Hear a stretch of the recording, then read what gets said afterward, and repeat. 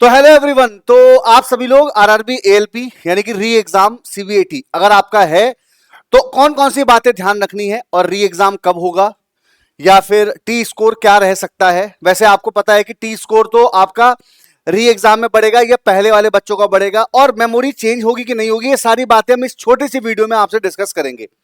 जैसे कि पहला सवाल हर एक बच्चे का जो है वो री एग्जाम डेट, क्योंकि हर किसी को अगर री एग्जाम देने का मैसेज आया है, जिन जिन बच्चों को उनको री एग्जाम देना है। बहुत सारे बच्चे मुझसे ये पूछे कि सर मेरा पेपर तो अच्छा हुआ था, फिर भी मेरे पास आरआरबी ने मुझे मेल किया है री एग्जाम देने के लिए, तो क्या मैं री एग्जाम दूं? मैं कहूंगा हाँ, क्योंकि रेलवे ने अभी तक कहीं भी मेंशन नहीं किया है कि जिनका अच्छा हुआ है वो स्किप कर दे। तो अभी आप लोग मेमोरी, जितनी भी आपकी 5 टाइप की मेमोरी है उन पर प्रैक्टिस करिए और अपने एग्जाम की तैयारी करिए। एग्जाम डेट के बारे में बात करें तो देखिए, रेलवे ऐसा नहीं है कि 5 दिन बाद ही कोई एग्जाम डेट दे देगा, नहीं। आप लोगों का पता है कि 7 अगस्त से लेके सितंबर तक आपका एनटीपीसी अंडर ग्रेजुएट का एग्जाम होना है। तो मुझे लगता है कि ये 10 अगस्त के आसपास आप लोगों को सीबीएटी की एग्जाम डेट आपको मिल जाएगी, यानी कि लगभग इसी के आसपास। ठीक है, ये बात समझिएगा, इसी के आसपास आप लोगों को सीबीएटी की एग्जाम डेट मिल जाएगी 10 अगस्त के आसपास। ठीक है, एक दो दिन पहले या माइनस। मेमोरी में प्रॉब्लम, देखिए अब री एग्जाम किसका हो रहा है?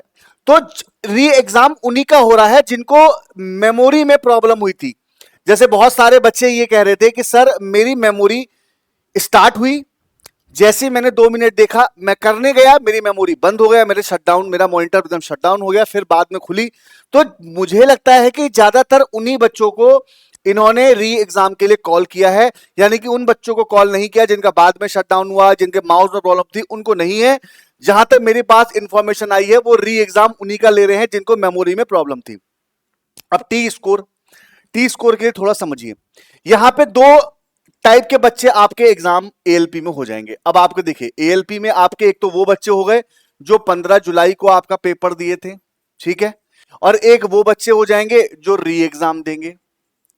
अब जैसे आप समझो कि जब यहां पर ज्यादा बच्चे होंगे, क्योंकि यहां पर भाई लगभग मान के चलिए 1 लाख बच्चे हैं, हम मान के चलते हैं, मैं मान के चलता हूं सभी ने पेपर दिया, और यहां पर मान के चलता हूं कि चलिए भाई 20,000 बच्चे यहां पर आप लोगों का 20,000 बच्चे आपका री एग्जाम दे रहे हैं। तो यहां पर भी आपको 2 कैटेगरी के बच्चे मिलेंगे, एक तो टॉपर मिलेगा और एक बच्चे आपका मतलब समझिए वीक स्टूडेंट मिलेगा। तो इसका कंपैरिजन इससे करवाया जाएगा, तो कहीं ना कहीं टी स्कोर में फायदा कहां मिलेगा? इस वाली शिफ्ट को या इन वाली दिनों के बच्चों को फायदा मिलेगा टी स्कोर में। यहां पर तो आप समझिए इनके पास टाइम मिल गया प्रैक्टिस करने का। भाई ये चाहें तो यहां पर बच्चे फुल में से फुल नंबर भी बना सकते हैं। तो टी स्कोर में कहीं ना कहीं रियायत इन वाले बच्चों को नहीं मिलने वाली है। तो जिनका भी री एग्जाम है, ये सोच के तैयारी करिएगा कि फुल में से फुल आपको लाना ही है, अभी समय भी है, तो बढ़िया से आप लोग प्रैक्टिस करिए, टेस्ट लगाइए, जितनी प्रैक्टिस कर सकते हैं यही आपकी जीत होगी, समझिएगा। इसके बाद मेमोरी क्या चेंज होगी? सबसे बड़ा सवाल है कि क्या पैटर्न सेम रहेगा। बहुत सारे बच्चे ये कह रहे हैं कि सर क्या पैटर्न सेम रहेगा? तो मैं आपको बता देता हूं कि आरआरबी ने कहीं भी ये नहीं कहा है कि हम पैटर्न सेम ही रखेंगे, वो चेंज भी कर सकती है। तो चेंज में करेगी क्या? अरे आप समझो, वो चेंज में करेगी क्या? आपकी बच्चे कितनी बैटरी होती है? आपकी बैटरी होती है 5, ठीक है, 5 ही बैटरी से सवाल ही तो पूछेगा, 6 बैटरी तो रखेगा नहीं। तो पहली बैटरी बच्चे आपकी मेमोरी होती है, ठीक है। मेमोरी में इस बार आपने देखा होगा कि ईंट पत्थर वाला दिया था, तो वो दे सकता है, लेकिन मुझे लगता है कि इस बार मेमोरी में वो या तो ट्रैक वाला आपको दे देगा या फिर बिल्डिंग वाला आपको दे देगा। तो इन दोनों मेमोरी को अच्छे से कर लेना।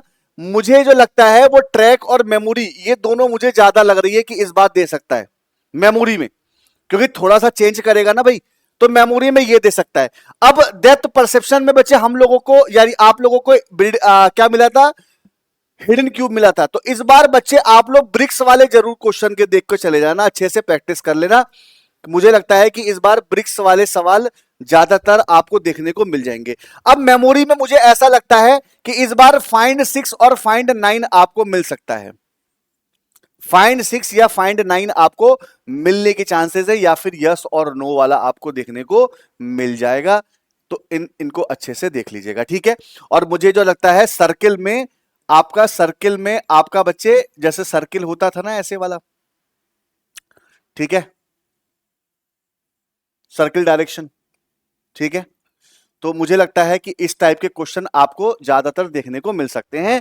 तो ये एक एक्सपेक्टेड है जो मुझे लगता है कि आपको मिलेगा। तो इस पे प्रैक्टिस आपको अच्छे से करनी है मेमोरी में।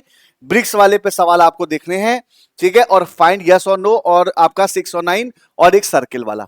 तो ये आपकी मेमोरी है जो आपसे पूछी जा सकती है, ठीक है। तो आप सभी लोग तैयारी करिए। टेक्स्ट बुक का पास आप परचेज कर सकते हो, ठीक है। आप टेक्स्ट बुक का पास परचेज कर लो, सबसे बढ़िया। आप टेस्ट लगाओ, कूपन कोड आप चंदन लगा लीजिएगा, आपको बच्चे वहां पर सबसे लोवेस्ट प्राइस पर आपको मिल जाएगा। मैं टीम से बात कर लूंगा कि आपका जो टेस्ट है वो सबसे सस्ता करवा दिया जाए, मतलब जितना कम से कम, है ना, जो उसकी कॉस्ट हो, मतलब ऑनलाइन चार्ज की, केवल वही लगाए। और बाकी कूपन कोड आप चंदन लगा लीजिएगा, और आप जहां से सारे टेस्ट लगाइए। टेक्स्ट बुक ने सारे टेस्ट भी अपग्रेड कर दिए हैं, तो आप टेस्ट लगा सकते हैं, और अपना टी स्कोर भी वहां से आप चेक कर सकते हो।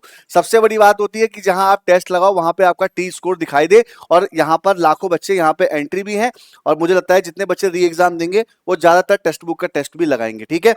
बाकी जो इन्फॉर्मेशन थी मैंने आपको बता दिया।